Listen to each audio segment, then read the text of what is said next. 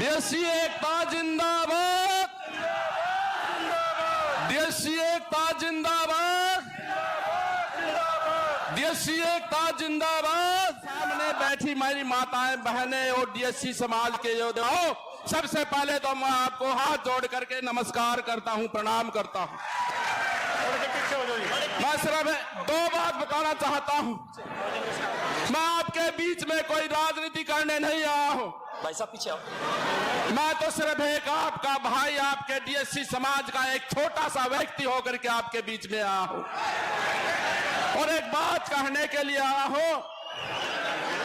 ये 18 साल से लंबी लड़ाई लड़ी हमारे प्रदेश के डीएससी समाज के अलग अलग लोगों ने, अलग अलग संस्थाओं ने, उन सभी का तो मैं धन्यवाद करता ही हूं।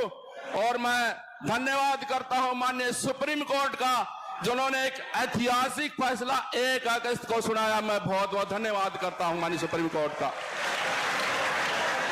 और मैं अपनी बात बताना चाहता हूं। अभी मंच के माध्यम से बताया भाई दिसंबर की टिकट कट गई, इस बात को लेकर के मुझे उस टिकट की आवश्यकता नहीं थी। मुझे इस डीएससी समाज की आवश्यकता है और रहेगी। मेरी ये गर्दन धड़ से अलग हो जाए, मुझे कोई परवाह नहीं। मेरा खून का एक एक कतरा इस डीएससी समाज के लिए काम करेगा, रहेगा। जब ये 8 तारीख को हमारी कैबिनेट थी, उस 8 तारीख की कैबिनेट में ये टेबल एजेंडा भी नहीं आया और ना ही कोई एजेंडे में आया। तो अंत में जब वो कैबिनेट खत्म होने लगी तो मैंने माननीय मुख्यमंत्री जी से पूछा, माननीय मुख्यमंत्री जी 1 अगस्त को जो ऐतिहासिक फैसला माननीय सुप्रीम कोर्ट का आया है, हम क्या कर रहे हैं इस फैसले को लेकर के। और इस बात पर लगभग 20 मिनट तक चर्चा हुई और हमने 17 तारीख उसमें रखा एजेंडे में। 17 तारीख को फिर से कैबिनेट होगी और हम उसमें एजेंडे में लेकर के आएंगे। लेकिन दुर्भाग्यपूर्ण वो आचार संहिता 16 तारीख को लग गई और 16 तारीख को भी इस शख्स ने, आपके भाई ने, आपके बेटे ने एक बुलंद आवाज के साथ उस कैबिनेट में कहा आप कार्रवाई निकलवा करके देख सकते हैं।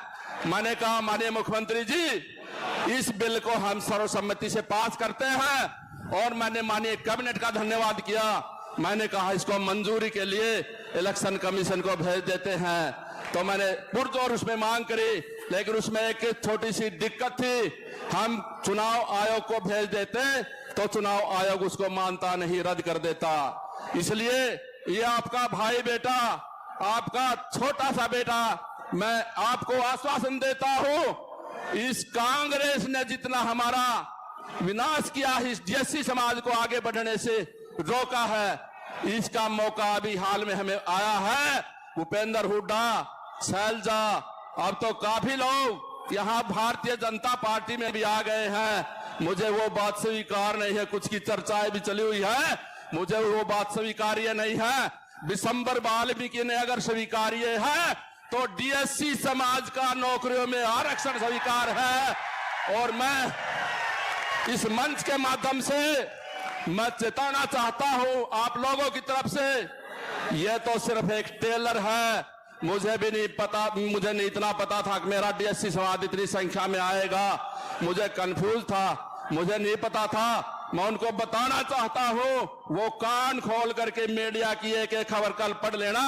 ये जो डीएससी समाज बैठा है, ये तो एक छोटा सा टेलर है, फिल्म तो अभी बाकी है। मैं आश्वासन देता हूं, भारतीय जनता पार्टी अगर तीसरी बार आई तो ये शख्स आपके लिए इस जान की बाजी लगा देगा आरक्षण। भाई दिसंबर वाल्मीकि, भाई दिसंबर वाल्मीकि, आपने भाई दिसंबर वाल्मीकि, भाई दिसंबर वाल्मीकि। मैंने डीएससी समाज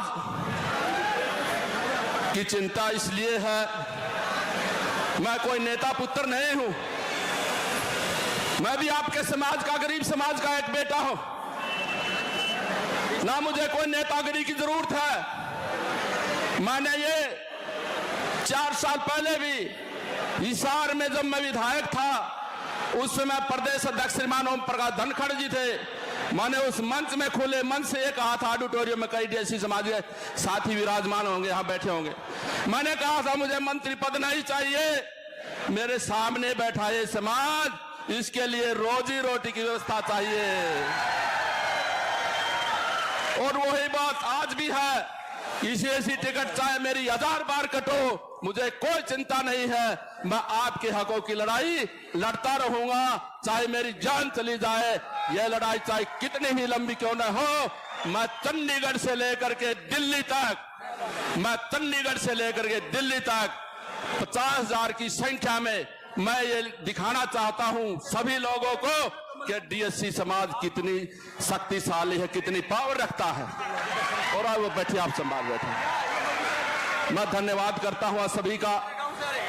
आप इतनी भारी संख्या में आप लोग आए और एक आपके बच्चे के बड़े आराम से आपने बात सुनी। मैं आपका बहुत बहुत धन्यवाद करता हूं, आपका बहुत बहुत शुक्रगुजार हूं। और मैं एक सूचना और मेरी तरफ